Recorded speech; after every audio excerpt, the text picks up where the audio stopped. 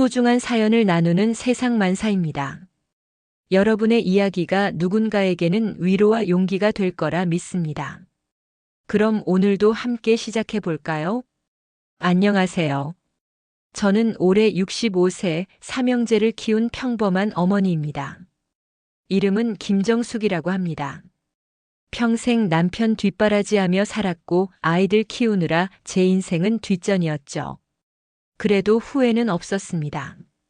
제 아들들이 건강하게 자라서 좋은 배우자 만나 행복하게 사는 모습을 보는 게 제 유일한 소망이었으니까요. 그런데 말입니다. 제가 오늘 이렇게 사연을 보내는 이유는 정말 기가 막혀서입니다. 어떻게 사람이 그럴 수가 있는지 지금도 믿기지가 않아요. 제가 디스크 수술을 받고 병원에 누워 있을 때 제 두 며느리는 저를 간호한다며 회사 일정을 미뤘다고 했어요. 그런데 그 시간에 둘이 함께 유럽 최고급 리조트에서 휴가를 즐기고 있었습니다. 그것도 제가 병원비 보태라고 준 돈으로요. 이 이야기를 처음부터 차근차근 들려드릴게요. 듣다 보면 여러분도 분명 기가 막히실 겁니다. 저희 집은 그렇게 부유한 편은 아니었지만 남편이 30년 전에 작은 제조업체를 시작해서 꾸준히 키워왔어요. 직원이 20명 정도 되는 중소기업이었는데 남편은 정말 성실하게 회사를 운영했습니다. 덕분에 집 한 채 마련하고 아이들 대학 보내고 그럭저럭 중산층으로 살 수 있었죠. 큰아들 준호는 38살로 회사에서 격리 일을 하고 둘째 민수는 36살로 무역회사에 다닙니다. 막내 현우는 33으로 사회복지재단에서 일해요. 세 아들 모두 각자의 분야에서 성실하게 살아가고 있습니다. 문제는 며느리들이었어요. 아니, 정확히는 큰 며느리와 둘째 며느리였습니다. 큰 며느리 은채는 35살로 필라테스 스튜디오를 운영한다고 했어요. 처음에는 작은 공간에서 시작했는데 점점 규모를 키워서 지금은 2개 지점을 운영한다고 하더라고요. 외모도 화려하고 말도 잘하는 편이었어요. 처음 우리 집에 인사 왔을 때부터 어머니 피부가 정말 좋으시네요. 관리 비결이 뭐예요? 하면서 잘 보이려고 애쓰는 게 보였죠. 둘째 며느리 유라는 34살로 온라인 쇼핑몰을 운영합니다. 여성 의류를 주로 판다고 하던데 인스타그램이니 뭐니 하는 걸로 장사를 한다고 하더라고요. 저는 잘 모르는 세계지만 요즘 젊은 사람들은 그렇게 장사를 많이 한다고 하니 대단하다고 생각했어요. 유라도 은채 못지않게 말을 잘했습니다. 어머니가 해주신 음식이 세상에서 제일 맛있어요라며 칭찬을 아끼지 않았죠. 두 며느리는 정말 신기할 정도로 친했어요. 나이도 비슷하고 둘 다 사업을 한다는 공통점이 있어서 그런지 만나면 항상 사업 이야기를 했습니다. 제가 보기에도 둘은 친자매보다 더 가까워 보였어요. 명절이나 집안 행사가 있을 때도 항상 둘이 같이 오고 같이 가고 뭐든 함께 했습니다. 처음에는 그게 보기 좋았어요.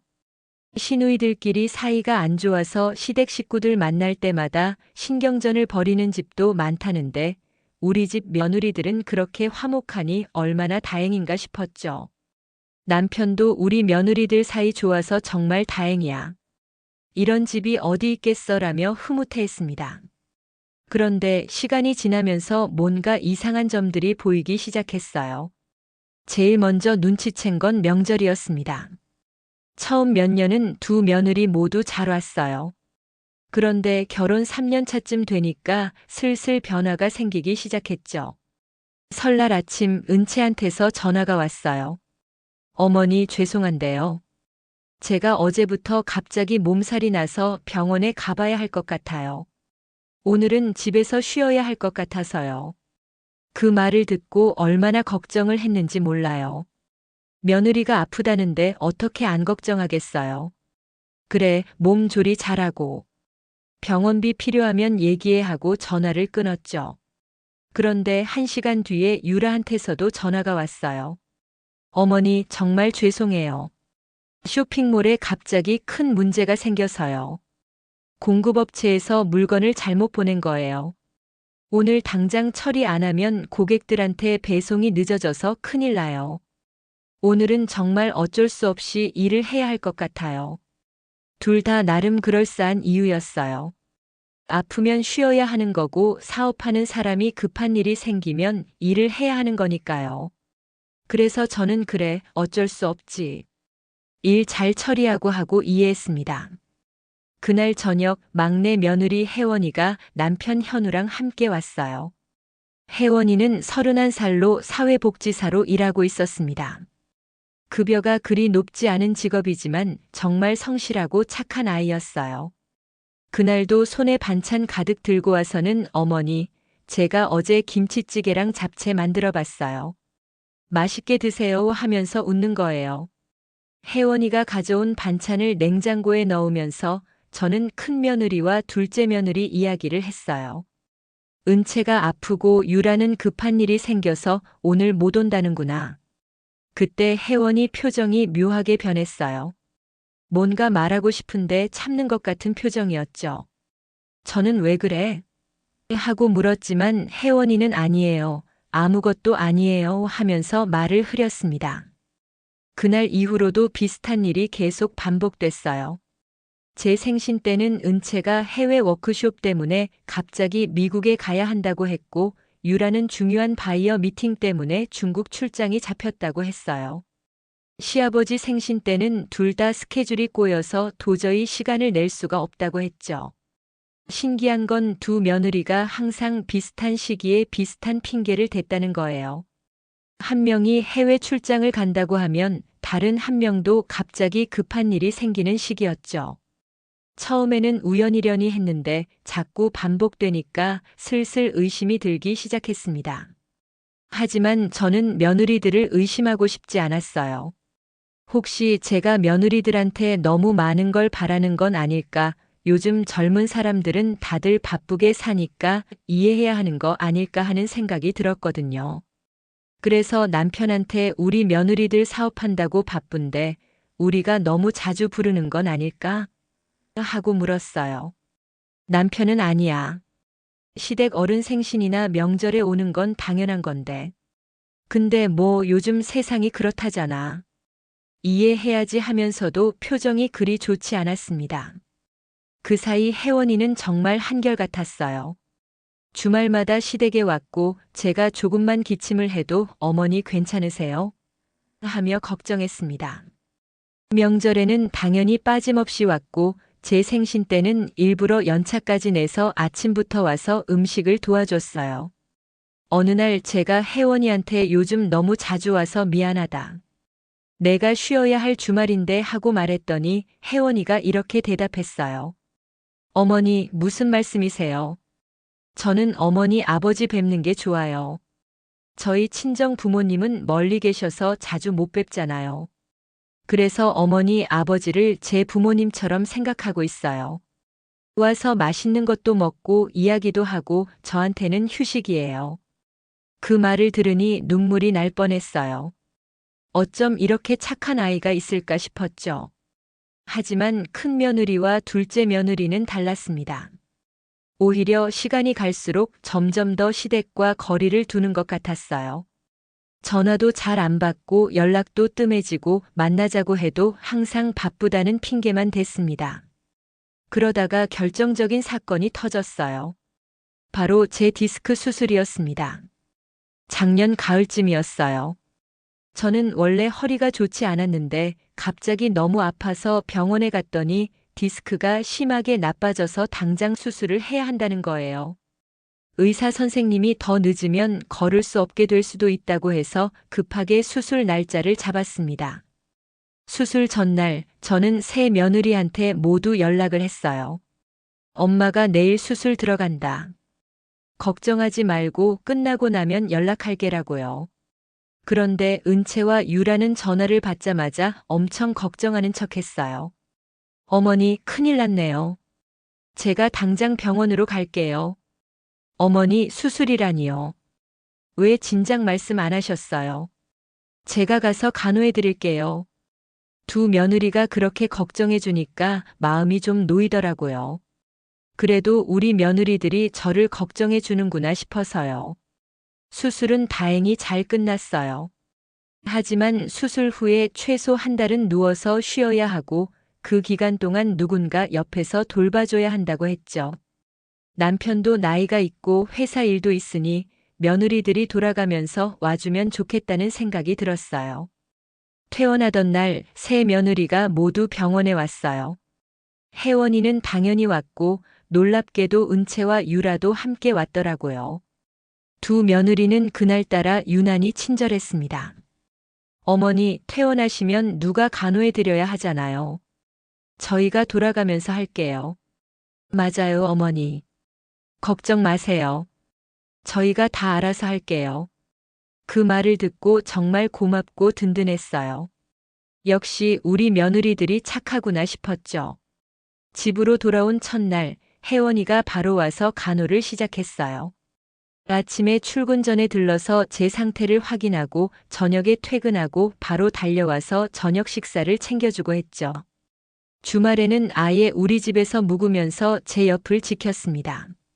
일주일쯤 지나서 저는 혜원이한테 내가 이렇게까지 할 필요 없어. 형님들도 있는데. 너만 고생하잖아라고 했어요. 혜원이는 괜찮아요, 어머니. 형님들은 사업 때문에 바쁘시잖아요. 제가 할 수 있을 때 하는 거예요 라고 대답했습니다. 그 말을 듣고 문득 궁금해졌어요. 은채와 유라는 그동안 왜 한 번도 안 왔을까? 교대로 한다고 하지 않았나? 남편한테 물어보니 남편도 이상하다는 표정을 지었어요. 나도 이상해서 준호한테 물어봤는데 은채가 갑자기 미국에 필라테스 워크숍을 가게 됐다는구나. 중요한 자격증 따는 거라서 꼭 가야 한대. 그럼 유라는요? 유라는 중국 바이어들이랑 미팅이 잡혔다고 하더라. 둘 다 한 달 정도 걸린다고 하던데. 그 말을 듣는 순간 뭔가 이상하다는 생각이 들었어요. 제가 수술한다고 했을 때는 그렇게 간호하겠다고 난리를 쳤으면서 정작 제가 퇴원하니까 갑자기 해외에 갈 일이 생겼다는 게 너무 우연 같았거든요. 하지만 저는 또 스스로를 다독였어요. 아니야, 진짜로 급한 일이 생긴 걸 거야. 며느리들이 설마 거짓말을 하겠어. 사업하는 사람들은 갑자기 계획이 바뀔 수도 있는 거잖아. 그런데 이상한 건 그뿐만이 아니었어요. 두 며느리한테서 아무 연락이 없었던 겁니다. 해외에 있다고 하면서 안부 전화 한 통 없고 문자 메시지 하나 없었어요.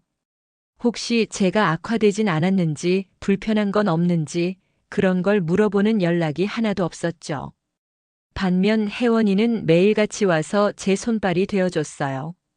밥을 먹여주고 약을 챙겨주고 몸을 닦여주고 빨래를 해주고 정말 친딸처럼 저를 돌봐줬습니다. 저는 혜원이한테 너무 미안하고 고마워서 혜원아 정말 미안하다. 내가 너무 고생이 많다라고 했어요. 혜원이는 항상 밝게 웃으며 어머니 그런 말씀 마세요. 당연한 거예요 라고 대답했죠. 그렇게 2주가 지났을 때였어요. 어느 날 오후 혜원이가 평소보다 일찍 왔어요. 그런데 표정이 좀 이상했어요.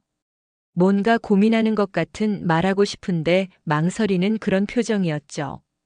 혜원아, 무슨 일 있어? 혜원이는 한참을 망설이다가 조심스럽게 입을 열었어요. 어머니, 제가 뭔가를 발견했는데요. 보여드려야 할지 말아야 할지 고민이 돼서요. 혹시 어머니 마음 상하실까 봐요. 무슨 소리야? 어서 말해봐. 혜원이는 휴대폰을 꺼내더니 화면을 제게 보여줬어요. 그건 인스타그램이라는 걸로 보이는 화면이었는데 저는 그런 걸 잘 모르거든요. 혜원이가 차근차근 설명해줬습니다. 어머니, 이게 형님 은채 언니 인스타그램이에요. 그리고 이게 형님 유라 언니 인스타그램이고요. 화면에는 사진들이 여러 장 있었어요. 그런데 그 사진을 보는 순간 저는 숨이 멎는 것 같았습니다. 사진 속에는 은채와 유라가 함께 있었어요. 그것도 어떤 고급스러운 리조트 같은 곳에서요.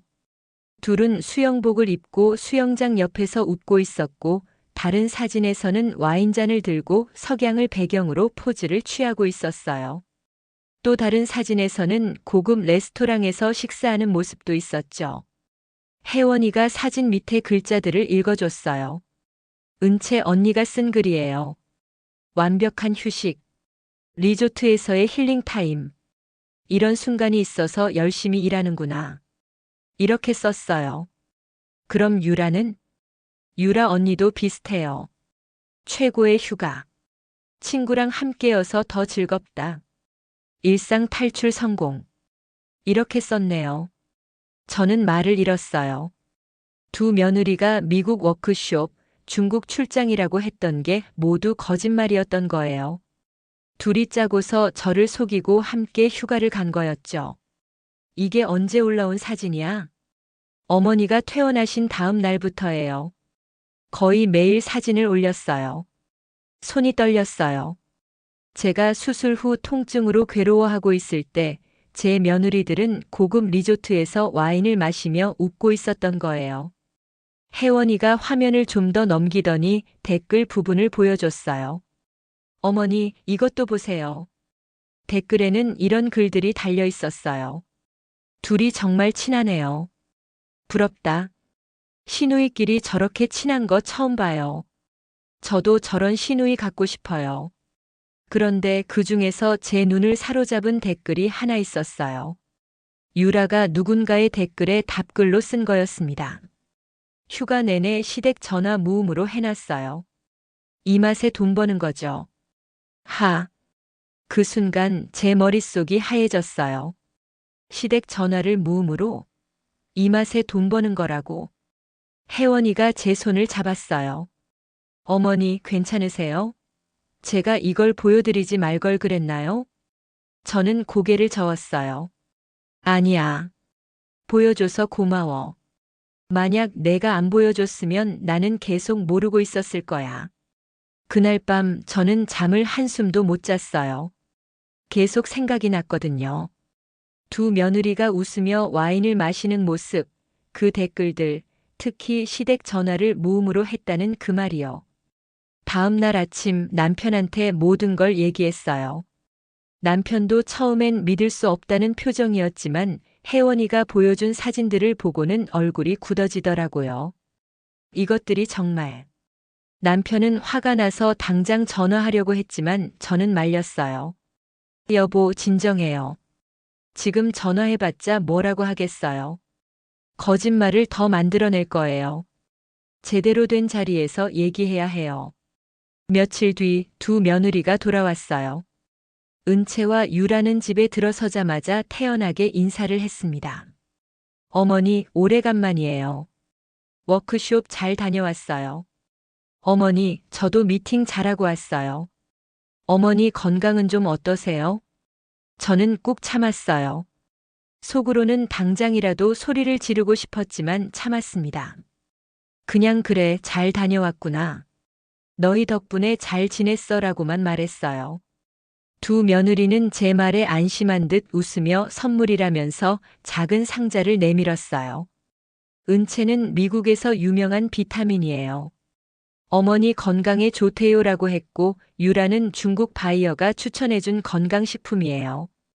꼭 드세요라고 했죠. 저는 그 선물들을 받으면서 씁쓸한 웃음이 나왔어요. 미국 워크숍? 중국 출장? 모두 거짓말인 걸 알고 있으면서도 두 며느리는 태연하게 거짓말을 이어가고 있었으니까요. 그날 저녁 두 며느리가 돌아간 후 저는 남편과 오랫동안 이야기를 나눴어요. 이제 어떻게 할 거예요? 남편이 물었고 저는 이미 마음을 정한 상태였어요. 제대로 된 자리를 만들어야겠어요. 우리 마음을 똑똑히 알려줘야 해요. 마침 2달 후에 시아버지 환갑잔치가 있었어요. 원래는 작년에 했어야 했는데 제 수술 때문에 미뤄뒀던 거였죠. 저는 그날을 결심의 날로 정했습니다. 환갑잔치 준비는 혜원이가 도맡아서 했어요. 장소도 예약하고 음식도 주문하고 초대장도 보내고요. 혜원이는 정말 세심하게 모든 걸 챙겼습니다. 어머니, 제가 알아본 곳 중에 분위기 좋고 조용한 식당이 있어요. 거기서 하면 어떨까요? 그래, 혜원이가 알아서 해줘. 고마워. 저는 혜원이한테만 제 계획을 살짝 귀띔했어요. 혜원이는 처음에 놀랐지만 곧 고개를 끄덕였습니다. 어머니, 제가 도와드릴게요. 형님들이 잘못한 건 맞으니까요. 환갑잔치 일주일 전 저는 새 며느리한테 모두 연락을 했어요. 물론 은채와 유라는 또 핑계를 댈 거라고 예상했죠. 예상대로 은채한테서 전화가 왔어요. 어머니, 죄송한데요. 그날 중요한 행사가 있어서요. 새로 계약한 강사 첫 수업이 있는 날이거든요. 제가 꼭 가봐야 해서요. 은채야, 이번엔 꼭 와야 해. 시아버지 환갑잔치인데 어떻게 안 올 수가 있니? 제 목소리가 평소와 달리 단호했는지 은채는 잠시 말을 멈췄어요.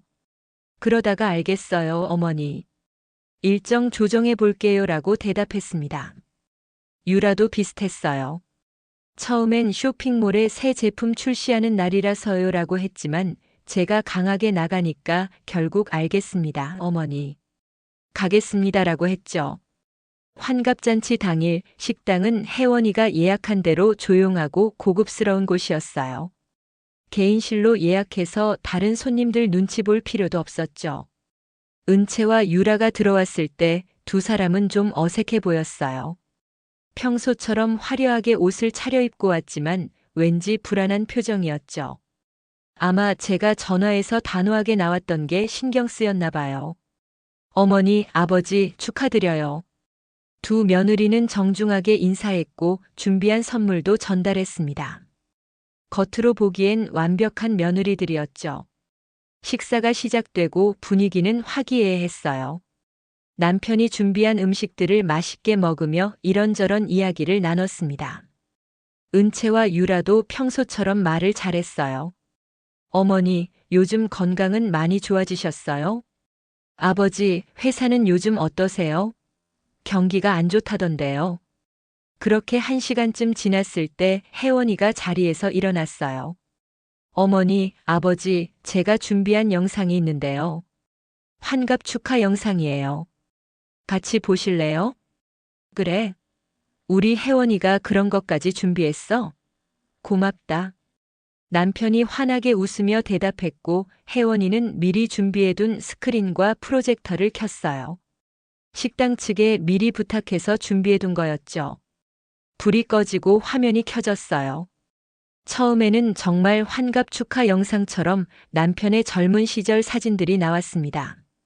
아이들이 어렸을 때 사진, 가족 여행 갔을 때 사진, 회사 창업했을 때 사진들이요.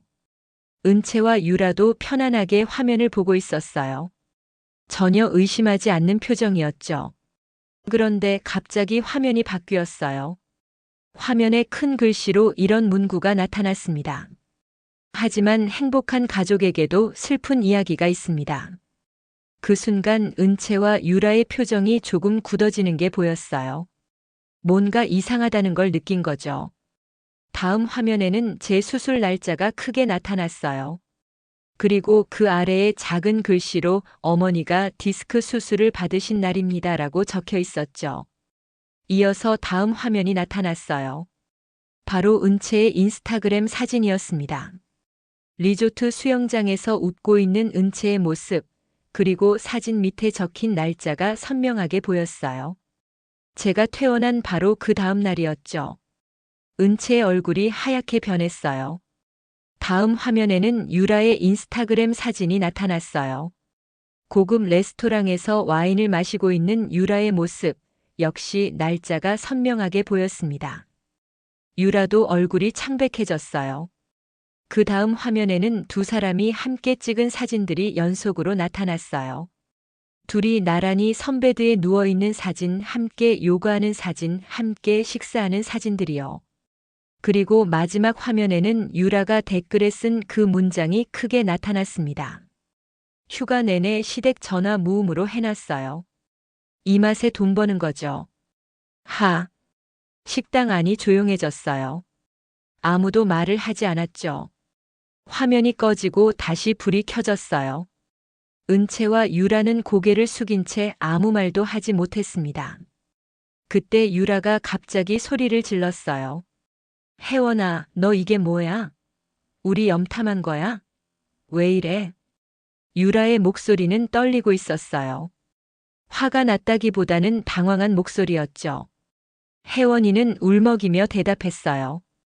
형님, 염탐이 아니에요. 형님들이 공개적으로 올린 사진이에요. 저는 그냥 봤을 뿐이에요.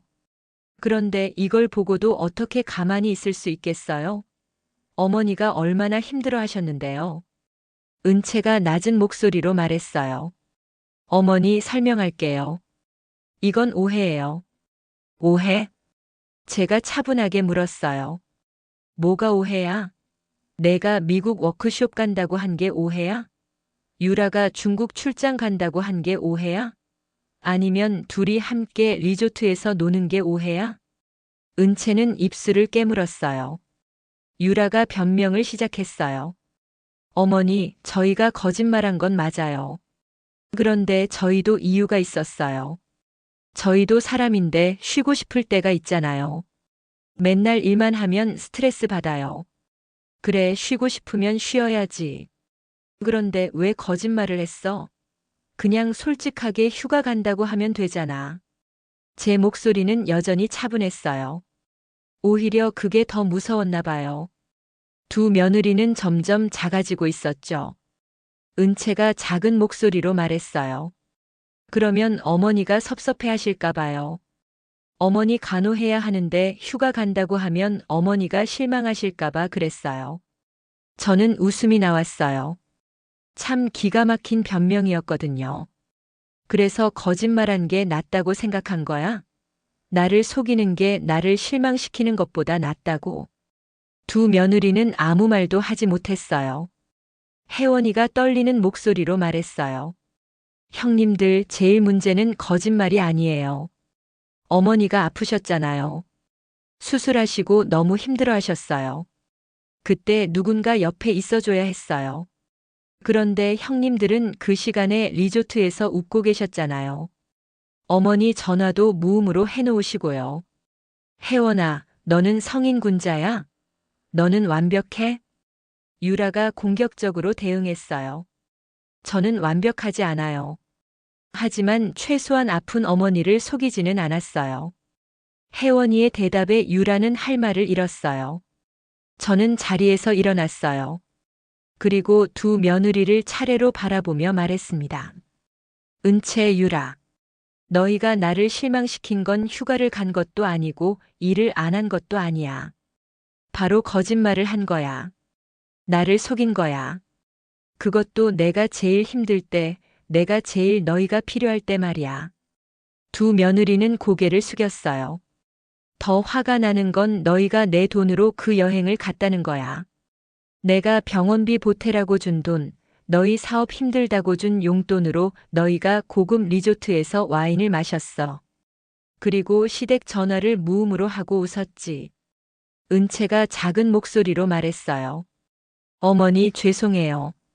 정말 잘못했어요. 미안하다는 말은 이제 듣고 싶지 않아.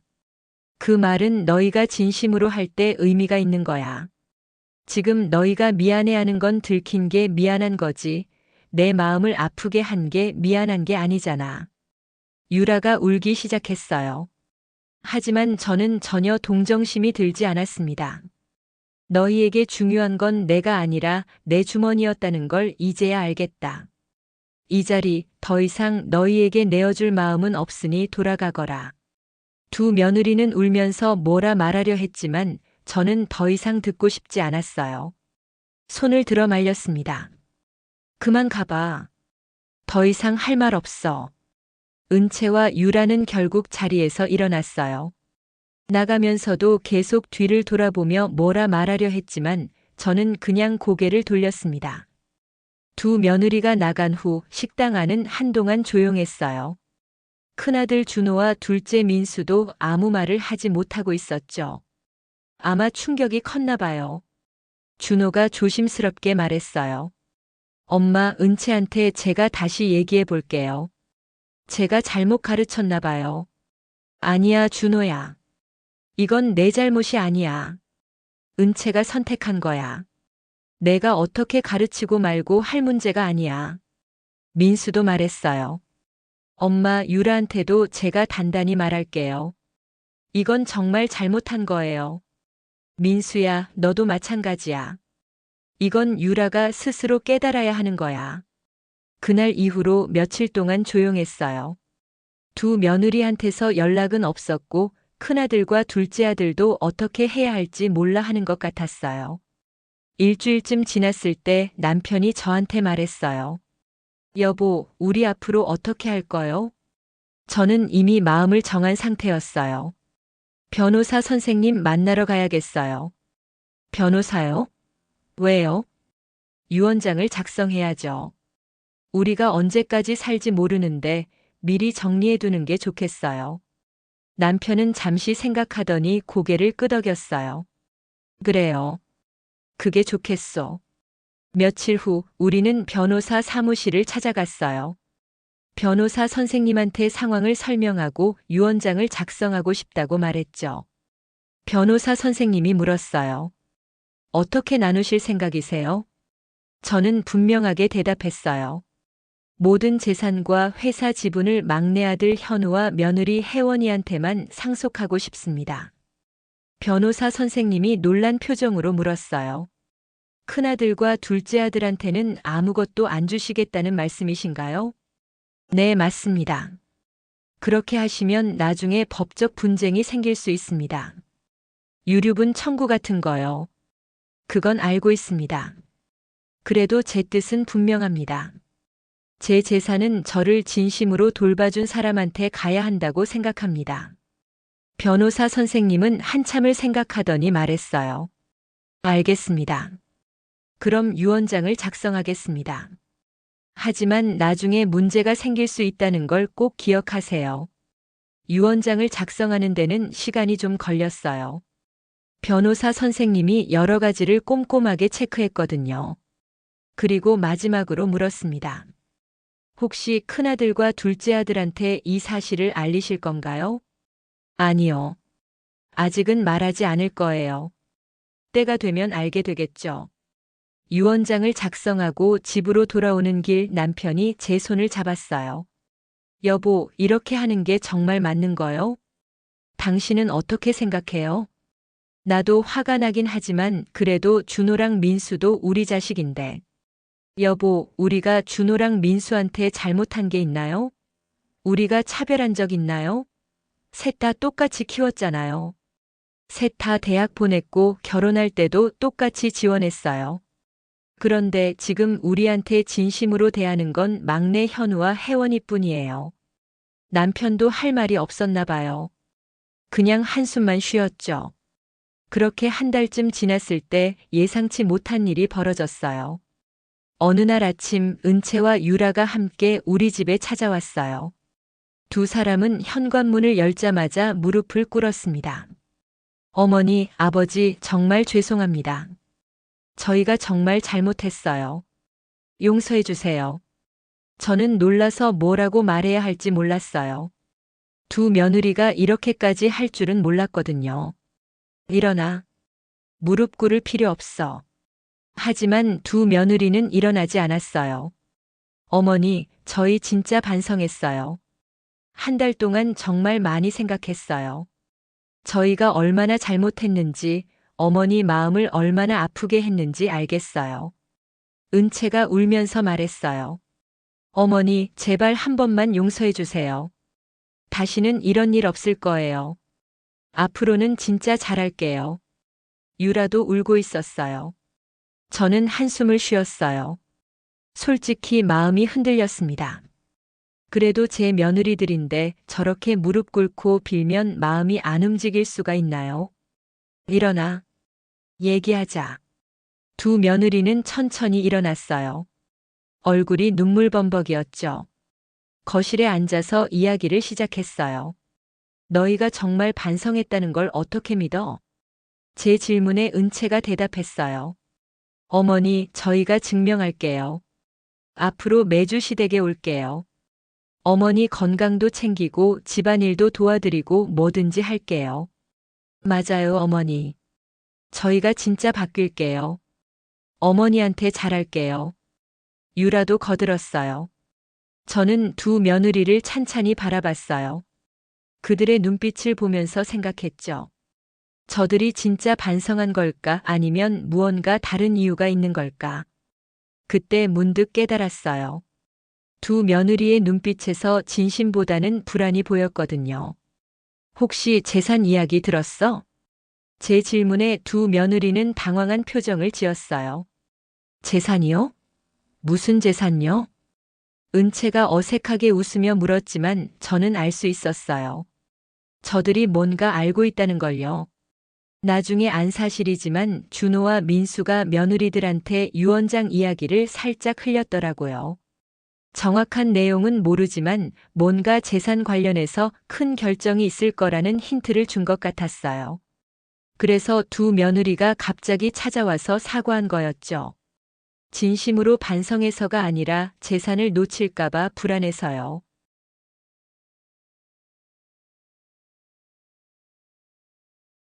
오늘은 더 이상 할 얘기 없어. 두 며느리는 아쉬운 듯 자리에서 일어났어요. 나가면서도 계속 뒤돌아보며 어머니 정말 죄송해요라고 했죠. 그날 이후로도 두 며느리는 몇 번 더 찾아왔어요. 선물을 들고 오기도 하고 밑반찬을 만들어 오기도 했어요. 하지만 저는 그때마다 차갑게 대했습니다. 고맙긴 한데 너희가 진심인지는 시간이 지나봐야 알겠어. 한 달, 두 달이 지나면서 두 며느리의 방문 횟수가 줄어들기 시작했어요. 처음에는 일주일에 한 번씩 왔는데 점점 2주에 한 번, 한 달에 한 번으로 줄어들었죠. 그리고 결정적으로 제가 다시 감기로 아팠을 때 두 며느리는 또 핑계를 댔어요. 어머니, 죄송한데 이번 주는 정말 바빠서요. 다음 주에 갈게요. 어머니, 저도 급한 일이 생겨서요. 조금 있다가 갈게요. 하지만 다음 주도 조금 있다가도 오지 않았어요. 결국 또 혜원이만 와서 저를 돌봤죠. 그때 저는 확신했어요. 두 며느리는 변하지 않았다는 걸요. 겉으로만 반성하는 척했을 뿐 진심은 변하지 않았다는 걸요. 그로부터 6개월쯤 지났을 때 저는 변호사 선생님한테 다시 연락했어요. 선생님, 유언장 내용 그대로 진행해 주세요. 제 마음은 변하지 않았습니다. 알겠습니다. 확실히 결정하신 거죠? 네, 확실합니다. 그날 저녁 저는 남편과 함께 결정을 내렸어요. 언제가 될지 모르지만 우리가 세상을 떠나면 모든 재산은 막내 현우와 혜원이한테만 간다고요. 그리고 며칠 후 저는 세 아들을 모두 불렀어요. 이제는 알려줄 때가 됐다고 생각했거든요. 너희한테 할 말이 있다. 세 아들이 모두 모였을 때 저는 차분하게 말했어요. 엄마랑 아빠가 유언장을 작성했다. 우리가 언제 어떻게 될지 모르니까 미리 정리해뒀어. 준호와 민수는 약간 긴장한 표정이었어요. 반면 현우는 담담한 표정이었죠. 유언장에 뭐라고 쓰셨어요? 준호가 조심스럽게 물었어요. 우리 재산과 회사 지분은 전부 현우한테만 간다. 준호랑 민수한테는 아무것도 안 남긴다. 그 말에 준호와 민수는 얼굴이 하얗게 변했어요. 엄마, 그게 무슨 말씀이세요? 민수가 떨리는 목소리로 물었어요. 내 말 그대로야. 너희 둘한테는 한 푼도 안 남긴다. 그럼 저희는 어떻게 하라고요? 준호가 화를 내며 물었어요. 너희가 알아서 살아야지. 너희 아내들이 하는 것처럼 말이야. 준호와 민수는 할 말을 잃었어요. 그들도 이미 무슨 이유인지 알고 있었으니까요. 엄마, 그래도 이건 너무하신 거 아니에요? 저희도 엄마 아들인데요. 민수가 항변했지만 저는 단호했어요. 아들이라고 다 똑같은 게 아니야. 나를 진심으로 대한 아들한테 내 재산이 가는 게 당연한 거야. 너희 아내들이 나한테 어떻게 했는지 알잖아. 그런데도 너희는 아내들을 제대로 가르치지도 않았어. 현우가 처음으로 입을 열었어요. 엄마, 저는 이렇게까지 안 하셔도 돼요. 형들한테도 나눠주세요. 현우야, 이건 엄마 결정이야. 내가 신경 쓸 일이 아니야. 그날 이후로 집안 분위기는 정말 안 좋아졌어요. 준호와 민수는 한동안 집에 오지도 않았고 전화도 잘 받지 않았어요. 반면 은채와 유라는 더 자주 찾아왔어요. 이번에는 정말 절박해 보였죠. 무릎을 꿇고 빌기도 하고 선물을 가져오기도 하고 심지어 집안 청소를 하겠다며 청소 도구까지 들고 왔어요. 하지만 저는 모두 거절했습니다. 너희의 그 행동이 진심에서 나온 거라면 처음부터 그렇게 했어야지. 지금 와서 재산 때문에 잘하는 거 나도 다 알아. 은채가 울면서 말했어요. 어머니, 재산 때문이 아니에요. 진짜 어머니한테 잘하고 싶어서 그래요. 그럼 재산 다 포기한다고 해봐. 그래도 나한테 잘할 거야? 제 말에 은채는 대답을 못했어요. 유라도 마찬가지였어요. 어머니, 그건 너무 극단적인 거 아니에요? 재산도 받고 어머니한테도 잘하면 안 돼요? 그래, 그러면 되지. 그런데 너희는 그동안 뭐 했어? 재산만 바라보고 나한테는 거짓말만 했잖아. 두 며느리는 아무 말도 하지 못했어요. 시간이 더 흘러서 어느덧 1년이 지났어요. 그 사이 저희 집안은 완전히 갈라졌습니다. 준호와 민수는 가끔 의무적으로 전화를 하긴 했지만 예전 같은 정은 없었어요. 은채와 유라는 아예 안 보였고요. 반면 현우와 혜원이는 여전히 변함없었어요. 매주 시댁에 와서 저희를 챙기고 아플 때는 밤새 간호하고 명절에는 음식을 준비해 오고요. 어느 날 혜원이가 조심스럽게 물었어요. 어머니, 저 때문에 형님들이랑 사이가 안 좋아진 거 아니에요? 제가 괜히 그때 사진을 보여드린 거 아닐까요? 저는 혜원이의 손을 잡았어요. 혜원아, 내 잘못이 아니야. 내가 나한테 진실을 알려준 거야. 만약 내가 안 알려줬으면 나는 계속 속았을 거야. 고마워. 하지만 이렇게 집안이 갈라진 건 너무 슬픈 일이에요. 그건 그 사람들이 선택한 거야. 나는 내 선택에 후회 없어. 지금 제 나이 66이 됐어요. 건강도 예전 같지 않고 앞으로 얼마나 더 살지 모르겠어요. 하지만 한 가지 확실한 건 제 결정에 후회가 없다는 거예요. 돈 때문에 맺어진 인연은 결국 돈 때문에 끊어지더라고요. 은채와 유라는 제 재산이 필요했을 뿐 저는 필요하지 않았어요.